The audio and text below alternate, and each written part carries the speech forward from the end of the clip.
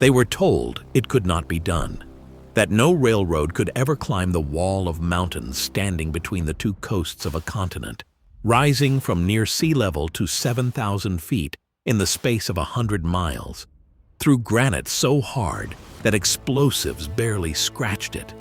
And yet, over 6 brutal years, tens of thousands of workers cut a path straight through that impossible barrier, blasting tunnels by hand, hanging from cliffs on ropes, and enduring winters that buried them alive under 40 feet of snow. When it was finished, a journey that once took over a month was suddenly reduced to less than a week. It changed a nation forever, and the men who did the hardest, deadliest work of all were left out of the photograph that celebrated their own victory. This is the story of the road of iron that joined a continent and the forgotten hands that built it. Built by people who believed it could be done. To understand the scale of the dream, you have to picture the country before it existed.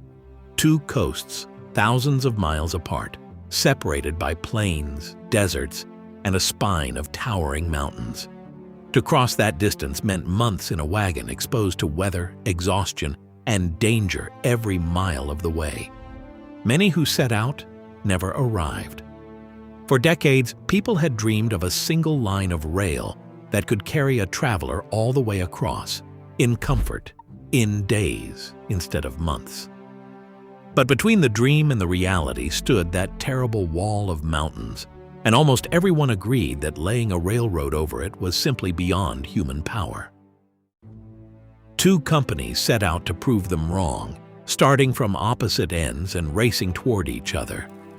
One began in the west and immediately ran headlong into the hardest problem of the entire project. That great mountain range, its granite peaks and sheer canyon walls, had to be conquered before anything else. And to conquer it, that company turned to a source of labor that few had expected.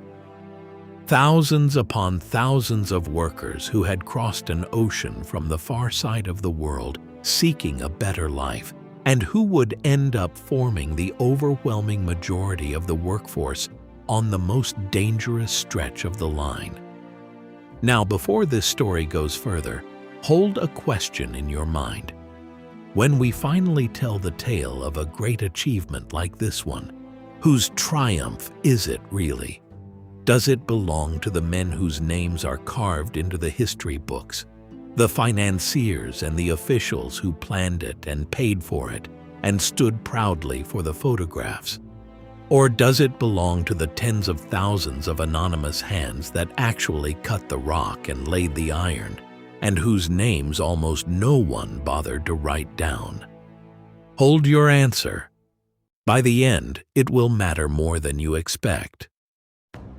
What these workers did in those mountains defies belief even now. On one stretch, the railroad had to be carved into the face of a cliff that dropped over 1,000 feet straight down to a river below. There was no ledge to stand on, no way to reach the rock. So the workers were lowered from the top of the cliff on ropes, dangling over the drop, and while hanging there in the open air, they chipped at the granite by hand and set the explosive charges that would blast out a shelf wide enough for a train. Then they were hauled up, the charges went off, and they were lowered again. Day after day, over a canyon that would kill them instantly if a rope failed. Built by people who believed it could be done and who trusted their lives to a length of rope and the men holding it. And the mountains had a crueler weapon still: winter. In one terrible season, more than 40 feet of snow fell on the crews as they worked. They dug tunnels not just through rock, but through the snow itself, living underground for months in the dark, sleeping in shacks buried completely beneath the drifts, with long tunnels connecting their camps to the work sites.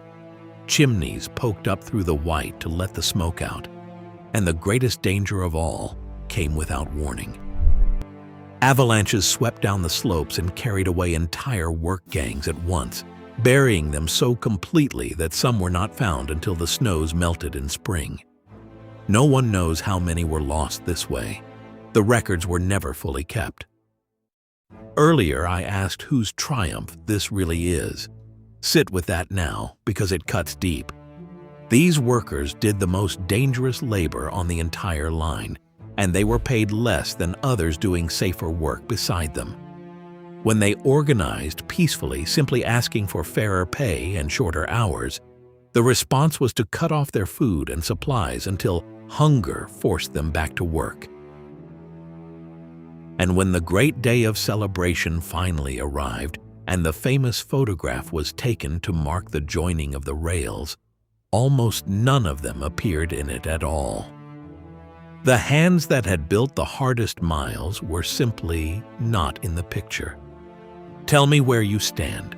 Does the achievement belong to the names we remember or the hands we forgot? The two lines finally met on a high plateau, and the last spike, made of gold, was driven to join them. In a single stroke, the two halves of the continent were connected by iron. The news flashed across telegraph wires to cheering crowds in distant cities. A journey of more than a month collapsed into a matter of days. Goods, people, mail, and ideas could now flow from one ocean to the other at the speed of steam. It is difficult to overstate what this meant. It was, in a very real sense, the moment a scattered collection of distant places began to feel like a single connected country. If your sense of whose victory this was shifted somewhere in the last few minutes, you are in thoughtful company, because we are still, even now, learning to properly write those forgotten names back into the story. Tell me where you landed. What endures is not just a line on a map. It is a lesson about how the greatest things get built and who really builds them. The engineers and the financiers had the vision, and that mattered. But the road itself, the tunnels through the granite, the shelves cut into the cliffs, the iron laid across the desert in the killing heat and the mountain cold, all of that was done by human hands. Most of them belonging to people whose individual stories were never recorded, who sent their wages home across an ocean to families they might never see again. The knowledge and the sweat that joined a continent did not come from the men in the photograph. It came from the ones who were left out of it. And more than a century and a half later, trains still run on the path they cut through the impossible. It was built by people who believed it could be done. And that's worth remembering. If stories like this one stay with you, subscribe and turn on notifications. Every week we bring one more lost machine back to life and tell you the story the history books left out.